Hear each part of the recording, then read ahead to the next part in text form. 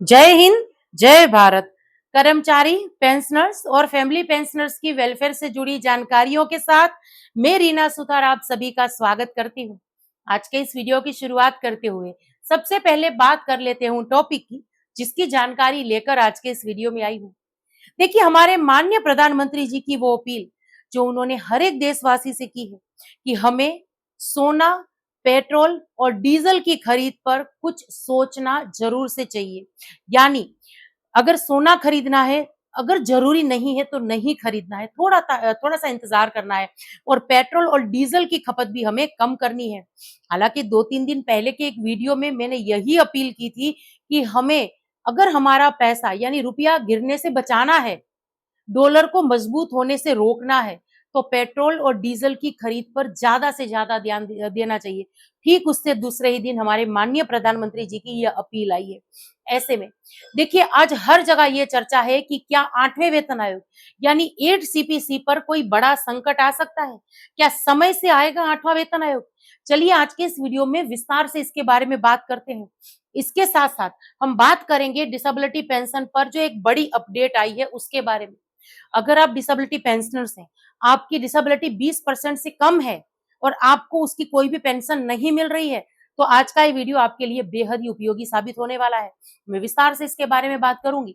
ये और इसके साथ साथ कुछ कमेंट्स मैंने शामिल किए हैं, जिनके माध्यम से हमारे पेंशनर्स और फैमिली पेंशनर्स ने अपनी पेंशन संबंधी समस्याओं को शेयर किया है। तो चलिए इसी जानकारी के लिए आज के इस वीडियो में आगे बढ़ते हुए आप सभी से निवेदन है कि वीडियो में अंत तक बने रहिएगा। इस चैनल के माध्यम से दी गई जानकारी अगर आप सभी लोगों के लिए यूजफुल रह रही है तो लाइक और शेयर कर दीजिएगा। इस वीडियो को हाइप करके हर एक कर्मचारी, पेंशनर्स, फैमिली पेंशनर्स तक जरूर से पहुंचाइएगा। आप चाहें तो चैनल को ज्वाइन कर सकते हैं, लेकिन अगर सब्सक्राइब नहीं किया है तो जल्दी से पहले चैनल को सब्सक्राइब करके नोटिफिकेशन ऑन कर दीजिए, फिर वीडियो को देखना कंटिन्यू करिए। इसी के साथ आज के इस वीडियो की शुरुआत में करूंगी 8वें वेतन आयोग के साथ। देखिए, जैसे कि वीडियो की शुरुआत में मैंने कहा कि हमारे माननीय प्रधानमंत्री जी की इस अपील के साथ जो उन्होंने हर एक देशवासियों से की है कि हमें कुछ सोच समझकर चलना पड़ेगा सोने की खरीदी पर। इसके साथ-साथ पेट्रोल और डीजल की हमें बचत करनी है। विस्तार से मैंने इस विषय पर एक वीडियो बनाया था तकरीबन 1 सप्ताह पहले। जो मेरे उस चैनल से भी जुड़े हैं उनको ये बात ज़रूर से याद होगी कि उस वीडियो के अंत में मैंने इसके बारे में बात की थी कि हमें पेट्रोल और डीजल इसको बचाने पर जोर देना चाहिए और इसके साथ-साथ पब्लिक ट्रांसपोर्ट का हमें इस्तेमाल करना चाहिए। इससे सिर्फ हमारे पैसे तो बचेंगे ही बचेंगे, पर साथ ही में हम अपने देश को भी मजबूत बनाएँगे। क्योंकि अगर पैसों को रुपये को गिरते बचाना है, रुपये की कीमत मजबूत करनी है और डॉलर को मजबूती से बचाना है, तो देखिए हमें पेट्रोल और डीजल कम खरीदना होगा। तो इसके बारे में विस्तार से उस वीडियो में मैंने बात की है। आप में से जिस भी हमारे पेंशनर, फैमिली पेंशनर्स ने वो वीडियो नहीं देखा है, मेरी एक रिक्वेस्ट है कि जाकर ज़रूर से देखिएगा। तो इसके साथ-साथ अब वीडियो में आगे बढ़ते हुए बात करती हूँ उस अपील की। तो देखिए, माननीय प्रधानमंत्री जी की उस अपील के बाद यानी उस भाषण के बाद देखिए हर तरफ ये चर्चा है कि क्या 8वां वेतन आयोग लेट हो जाएगा? क्या 8वें वेतन आयोग पर संकट आने वाला है कोई इस युद्ध का जो जबरदस्ती से थोपा गया है? अब इसको देखिए, इसको लेकर देखिए क्या लिखा है कि 8 पे कमीशन 8वें वेतन आयोग की टाइमलाइन पर भी पड़ेगा ईरान युद्ध का असर। क्यों इसे लेकर अचानक बढ़ गई चिंता? इसको समझना बेहद जरूरी है कि युद्ध तो देखिए हम हमारा देश युद्ध में नहीं है। युद्ध अन्य देशों के द्वारा लड़ा जा रहा है, लेकिन इसका असर पूरी दुनिया पर पड़ रहा है और आने वाले दिनों में इसके जो दुष्परिणाम है, इसका जो नुकसान है, ये भी हमें देखने के लिए मिलेगा। और इसमें से देखिए 8वां वेतन आयोग भी हो सकता है। इसकी टाइमलाइन पर इसका क्या असर पड़ेगा? देखिए इस पे विस्तार से यहाँ पर लिखा गया है कि ईरान संकट और बढ़ती आर्थिक अनिश्चितता के बीच 8वें वेतन आयोग की टाइमलाइन को लेकर चर्चा तेज हो गई है। अटकलें लग रही हैं कि ईरान युद्ध का असर 8वें वेतन आयोग की टाइमलाइन पर भी पड़ सकता है। चलिए इसको पूरे डिटेल में समझते हैं। आगे यहाँ पर क्या लिखा गया है कि केंद्र सरकार के कर्मचारी और पेंशनर्स इस समय 8वें वेतन आयोग से जुड़ी हर छोटी बड़ी खबर पर जो है नजर बनाए रखे हैं। ऐसे में ये खबर भी उनके लिए काफी महत्वपूर्ण हो जाती है, क्योंकि देखिए वेतन, पेंशन और कर्मचारियों से जुड़े कई लंबित मुद्दों पर चर्चा अभी हाल फिलहाल और तेज हो गई है। ईरान युद्ध के संकट और प्रधानमंत्री जी, हमारे जो माननीय प्रधानमंत्री जी हैं नरेंद्र मोदी जी, इनकी विदेशी मुद्रा बचाने की अपील ने कर्मचारियों की चिंता बढ़ा दी है। अटकलें लग रही हैं कि 8वें वेतन आयोग की टाइमलाइन पर भी इसका असर पड़ सकता है।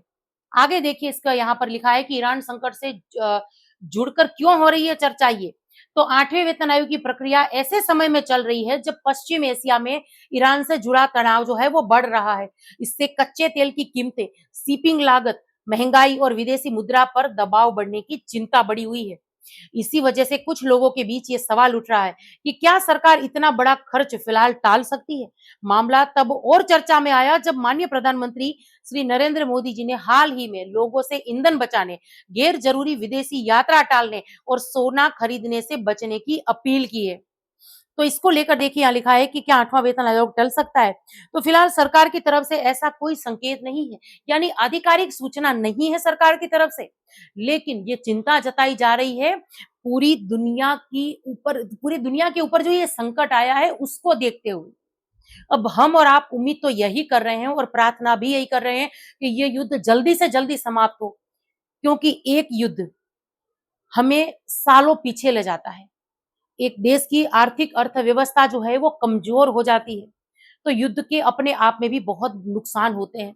तो ऐसे में ये युद्ध बंद हो जाए, ये युद्ध रुक जाए, यही सभी के हित में है।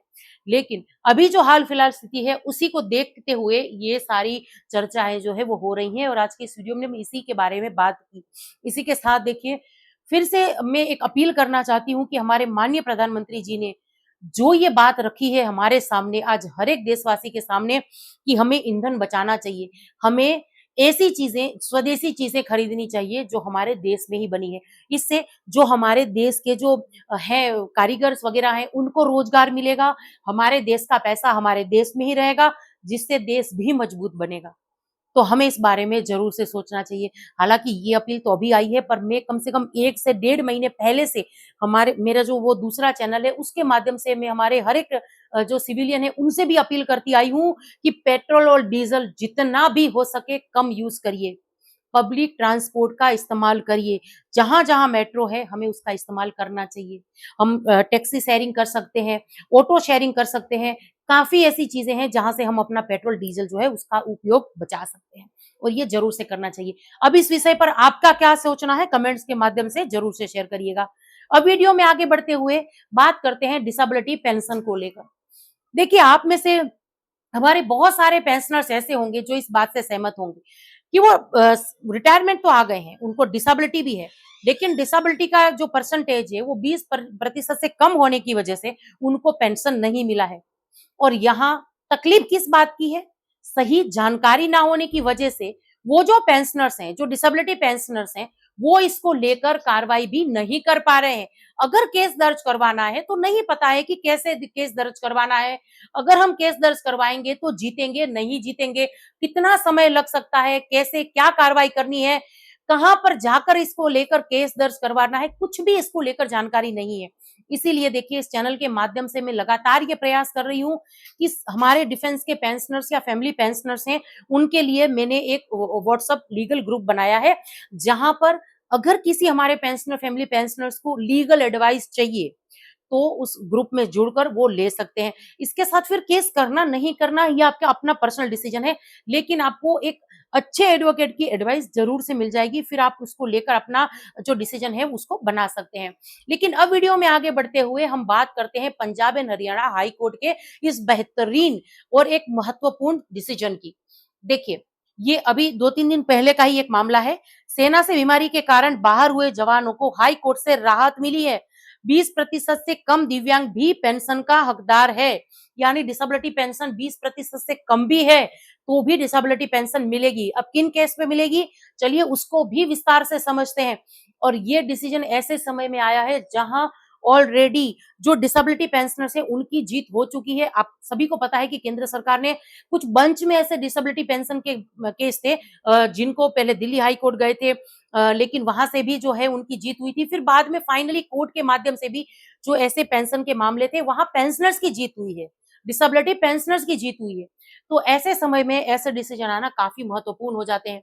तो देखिए, सेना से मेडिकल आधार पर बाहर किए गए कर्मियों को Punjab and Haryana high court ने बड़ी राहत दी है। एक फैसला सुनाते हुए स्पष्ट कर दिया है कि यदि किसी सैनिक को सेवा अवधि के दौरान बड़ी या गंभीर हुई बीमारी या डिसेबिलिटी के कारण सेवा से मुक्त किया गया है, तो केवल इस आधार पर उसे डिसेबिलिटी पेंशन से वंचित नहीं किया जा सकता कि उसकी डिसेबिलिटी जो है 20% से कम आकी गई थी। ये डिसीजन जो है आने वाले दिनों में माइलस्टोन साबित हो सकता है। बहुत ऐसे पेंशनर्स होंगे जिनको ऐसे फैसलों से फायदा होगा। पूरा इसको विस्तार से समझते हैं। देखिए, Punjab and Haryana high court ने कहा है कि सेवा के दौरान बढ़ी हुई बीमारी के कारण सेना से बाहर किए गए सैनिक को डिसेबिलिटी पेंशन मिलेगी, भले ही मेडिकल बोर्ड ने दिव्यांगता यानी डिसेबिलिटी 20% से कम आंकी हो। तो अब आगे यहाँ पर क्या लिखा है कि इसी आधार पर केंद्र सरकार ने डिसेबिलिटी पेंशन देने का विरोध किया था। सरकार का तर्क था कि बीमारी न तो सैन्य सेवा से जुड़ी थी और न ही उससे बड़ी थी। तो इस पर देखिए हाई कोर्ट ने केंद्र सरकार की उस याचिका को खारिज कर दिया जिसमें सशस्त्र बल न्यायाधिकरण यानी एएफटी द्वारा दिए गए दिव्यांगता पेंशन के आदेश को चुनौती दी गई थी। जस्टिस हरसिमरन सिंह सेठी और जस्टिस दीपक मनचंदा की खंडपीठ ने कहा कि जब सेवा से मुक्त किए जाने का वास्तविक कारण वही बीमारी या डिसेबिलिटी है जो सेवा के दौरान बढ़ी, तो केंद्र ये नहीं कह सकता कि संबंधित सैनिक डिसेबिलिटी पेंशन का पात्र नहीं है। अदालत ने साफ कहा है कि सरकार ये साबित नहीं कर सकती कि संबंधित सैन्य कर्मी अपनी बीमारी के बावजूद बिना बाधा सेवा जारी रख सकता था। तो कुछ इस तरीके से जो है ये डिसीजन जो है लिया। अब पूरा मामला क्या था इसको भी हम समझते चले। 1992 में हुए थे सेवा से मुक्त इनको किया गया था। ये पूर्व सैनिक जो थे जिनका ये मामला था। ये मामला एक ऐसे पूर्व सैनिक से जुड़ा था जिसने नवंबर 1971 में भारतीय सेना ज्वाइन की थी और सितंबर 1992 तक सेवा दी थी। सेवा से मुक्त किए जाने के समय उसे जो बीमारी थी उससे वो पीड़ित पाए गए थे। मेडिकल आंकलन में उसकी दिव्यांगता यानी डिसेबिलिटी जो है 15 से 19% के बीच मानी गई, जो सामान्य 20% सीमा से नीचे थी।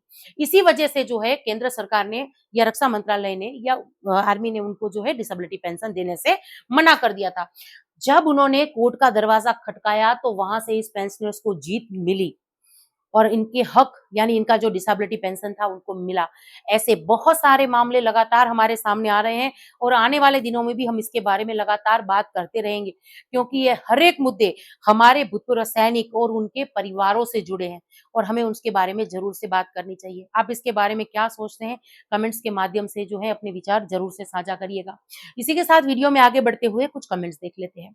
देखिए, एक लिख रहे हैं, इन्होंने अपना नाम लिखा है और ये कह रहे हैं कि 100% डिसेबिलिटी पेंशनर्स हूँ और मुझे सीएए का अलाउंस जो है वो नहीं मिल रहा है और ये डिस्चार्ज वगैरह आए थे। इन्होंने पूरा अपना जो है कमेंट्स लिखा है।